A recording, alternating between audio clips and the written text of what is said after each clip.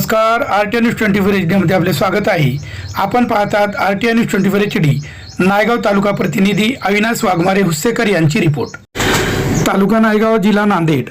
नायगाव शहरातील शाहूनगर येथे क्रांतीवीर लहुजी साळवे सभागृहाच्या मैदानात सत्यशोधक डॉक्टर अण्णाभाऊ साठे यांच्या पुण्यतिथीनिमित्त त्यांच्या पावन स्मृतीला अभिवादन करण्यात आले आहे। सदर कार्यक्रमात विविध मान्यवरांनी अण्णाभाऊ साठे यांच्या प्रखर जीवन संघर्ष आधारित मार्गदर्शन करून यावेळी उपस्थितांना संबोधित केले आहे। यावेळी कार्यक्रमाच्या अध्यक्षस्थानी नांदेड जिल्हा मध्यवर्ती सहकारी बँकेचे नवयुक्त संचालक श्रीनिवास पाटील चव्हाण हे होते, तर सोबत सामाजिक कार्यकर्ते रवींद्र बालेराव, प्राध्यापक शंकर गड्डमवार, सहशिक्षक भीमराव बेलके, सेवानिवृत्त अभियंता शंकर माळगे, माजी पंचायत समिती सदस्य संभाजी शेळके, मल्हारी तोटरे, चंद्रकांत दोईवाड, पंढरी भंडारे, डॉक्टर प्रभाकर गायकवाड, प्राध्यापक नागनाथ मनूरकर, हानवते सर, परमेश्वर वाघमारे, गायकवाड साहेब, ग्रामविकास अधिकारी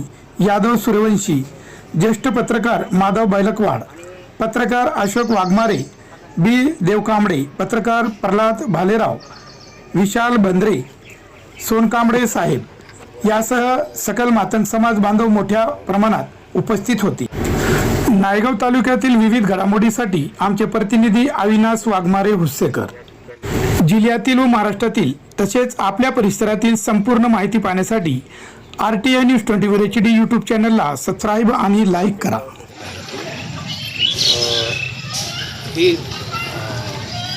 या देशामध्ये दोनच विषय जे आहेत, एक आंबेडकरवाद आणि दुसरा विज्ञानवाद, तो अतिशय महत्त्वाचा अशा पद्धतीचा आहे। अण्णाभाऊ हे सातत्यानं आज स्वप्न बघायचे की या देशामध्ये समता नांदावी, हा देश सुखी व्हावा, हा देश संपन्न व्हावा, अशा पद्धतीचे विचारधारा त्यांनी मांडले आणि रोज स्वप्न त्यांना देखील असं पडायचं। परंतु आज स्वातंत्र्य भारताला मिळाले आणि स्वातंत्र्याच्या आज 78 वर्षानंतर देखील या देशामध्ये अण्णाभाऊला पडलेले स्वप्न मात्र पूर्ण झाले। अण्णाभाऊ समता आणि स्वातंत्र्य, बंधुत्व, न्याय या गोष्टीला मान्य करायचे।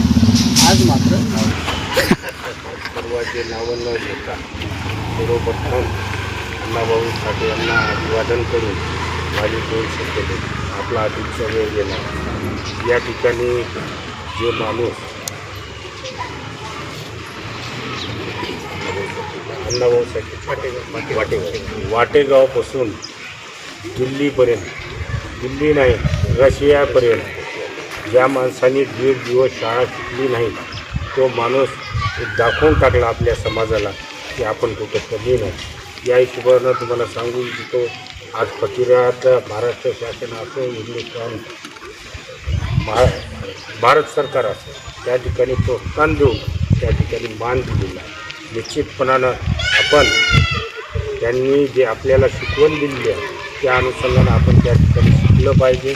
आणि दुसरी गोष्ट म्हणजे कैलासवासी बळवंतरावजी चव्हाण यांच्या काळापासून आपण बघत आहोत, जरी मराठा असेल, बौद्ध असेल, त्या ठिकाणी काम करण्याचं काम बळवंतरावजी चव्हाण यांनी 74 पासून केलं। त्या ठिकाणी विना वाजविताना आमचे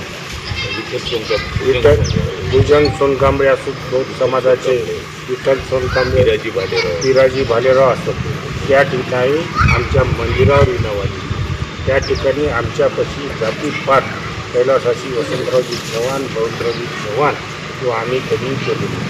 निश्चितपणाने या जयंतीनिमित्त सांगू इच्छितो, या ठिकाणी रवींद्र मला म्हणला